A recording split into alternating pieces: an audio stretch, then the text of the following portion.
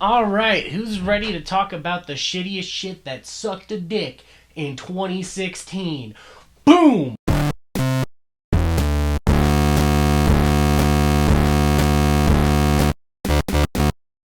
What's up, guys? Kyle here, and today we're going to be talking about the top 5 worst movies of 2016. I also have the top 10 best movies. You can check that video out here, and the top 5 TV shows. You can check that one out here. To preface, this list is in no particular order.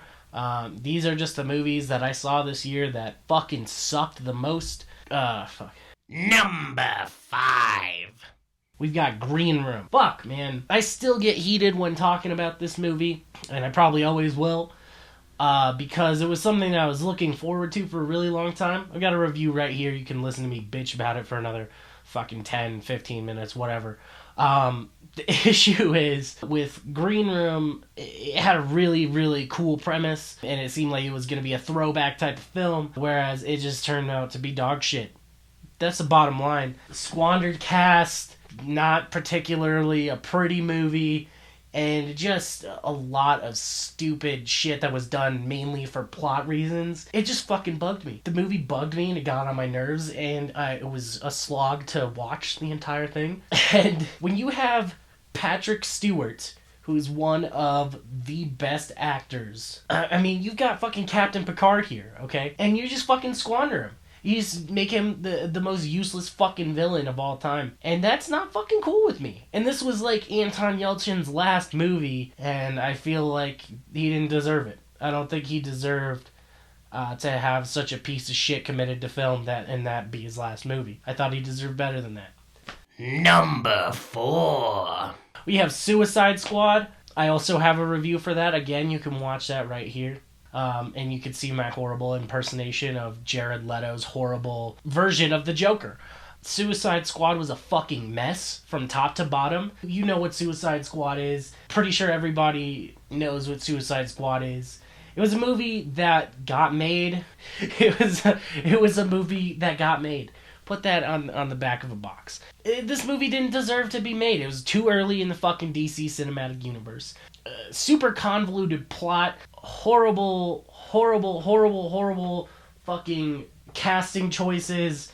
Too much fucking licensed music. Racist, sexist, stupid, no action, goes through the same shit 5 fucking times in a row, filled with dumbass dream sequences and non sequiturs and bad editing choices. Just a fucking garbage movie. If this movie was a person, it would probably be somebody who roots around in shit for a living.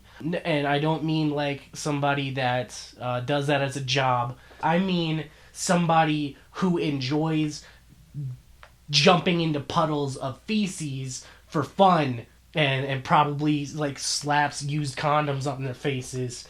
Just fuck this movie. Fuck it in the face. It fucking sucks. Speaking of the DC Cinematic Universe, that brings me to number 3. Batman vs. Superman: Dawn of Justice. The theatrical cut. It's important to note that this is the theatrical cut that I'm talking about, and not the Ultimate Edition. Trust me, there is a difference, at least to me. Zack Snyder is... As a director, a lot of people would probably say that he's on par with Michael Bay. I would say that he's a little bit better than Michael Bay, because at least he has a vision for what he's doing, and he tries to tell coherent stories. The issue is that whenever he makes a film, especially these films for DC, he gives it to them, and then they go, oh, this is not going to fucking work for us. This movie's too long. And then they chop a bunch of shit out, and then they're just like, here. And they just fucking give it to everybody. Watchmen, I feel like he was able to get away with it. They were able to get away with the cuts and still, tell a fairly reasonable narrative. Batman vs. Superman, they cut out shit that was I feel was really important to the plot. Like right in the beginning of the movie, spoilers, if you haven't fucking seen Batman vs. Superman yet, I have a feeling that you won't. Right in the beginning of the movie, Superman flies down and takes out a bunch of takes out a terrorist that's about to kill Lois Lane.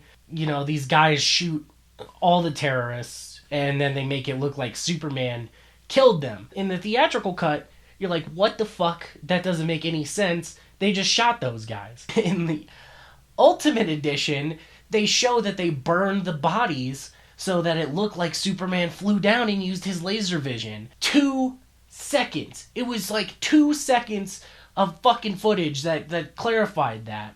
And then it also sets up this whole thing at the end of the movie where the guy has a flamethrower again. They just cut it out of the fucking film because they're like, well, it's too long. I feel like that was really important. Like, you weren't invested in, like, well, did Superman kill those people? Because you're like, of course he didn't fucking kill those people. He doesn't use guns. But then you're like, oh, well, I could see why the government would maybe think that he killed those people. Just shit like that. It's like, there's tons of little plot points that, without them, they seem superfluous. They actually drastically change the movie. Lex Luthor goes from being this fucking dumbass herky-jerky retard with no plan at all in the theatrical cut to somebody who's unhinged and actually has been setting up this insane plan for years in the ultimate cut. Jesse Eisenberg pissed me off in the theatrical cut, but then you watch the ultimate cut and you're like, wow, I actually fucking get where he's coming from. Like, I don't know what his motivations are still, but I understand what his plan was. You get to know all the characters a little bit better. So fuck the theatrical cut of Batman vs. Superman. If you have to watch the movie, watch the Ultimate Edition.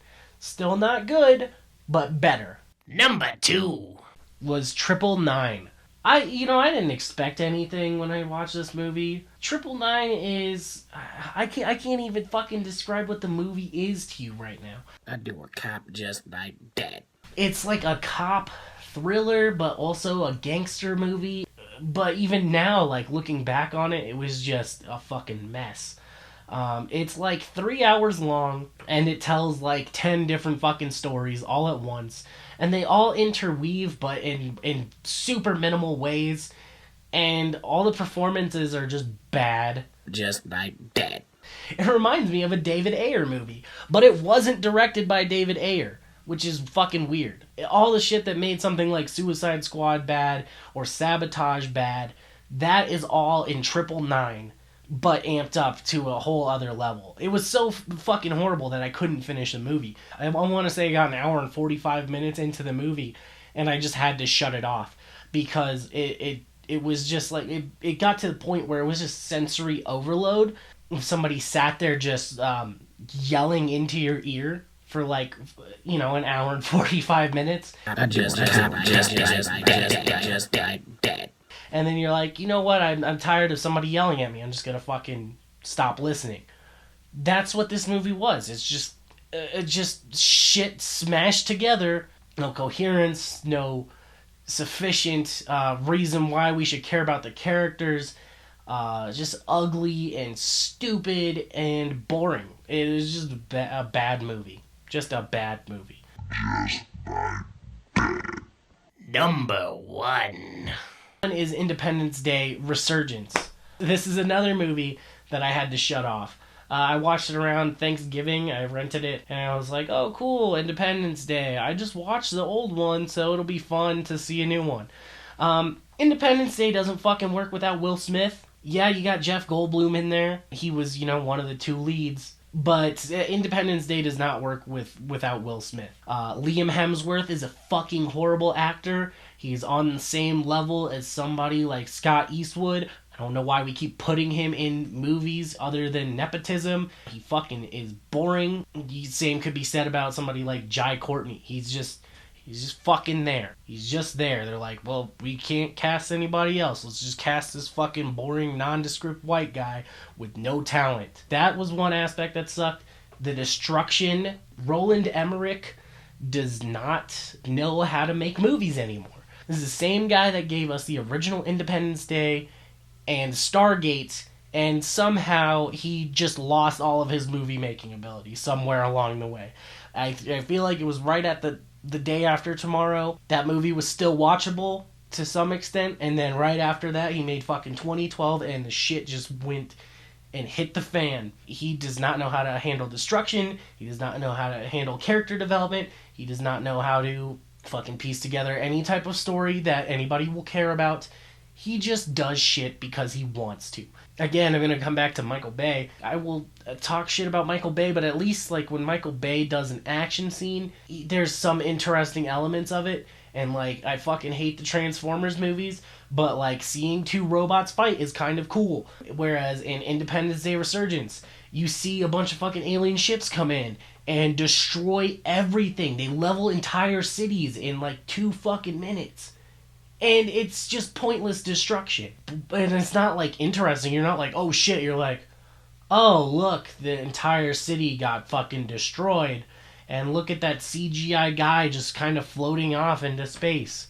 The worst part is that Will Smith, he said that he didn't want to come back, so they just killed off his character completely. And in the stupidest, most roundabout way. They're testing alien technology, and he dies when they're testing alien technology. Are you fucking kidding me? So then we gotta be subjected to his boring-ass fucking son the entire time, and boring-ass Liam Hemsworth. So, yeah, that about does it for the top 5 worst movies of 2016. Thanks for tuning in. Bye.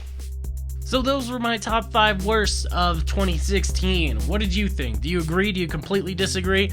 If you disagree on Suicide Squad, I'm gonna have to ignore you. Anyway, hit that like button if you like the video, and hit the subscribe button if you really like the video. Also got 2 other ones down here for you. Check them out, and we'll see you soon.